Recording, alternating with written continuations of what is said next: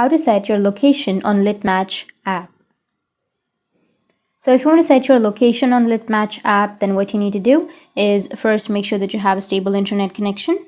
After that, you need to just search for Litmatch, launch the application. Now go with the profile, which is on the bottom right. And here you may have an option of set location, or you may have the location icon. You can set your location from here. But if you don't have the location option, then what you need to do is just simply tap and hold on to your Litmatch application. After that, go with the app info. After app info, now you need to go with the permissions, and under permissions, you need to go with the location permission, and you need to allow the location permission. After allowing the location, then it will automatically set your location with the location that is on your device. That's how you can set your location on Litmatch, and if you have any questions, feel free to comment below. Thanks for watching.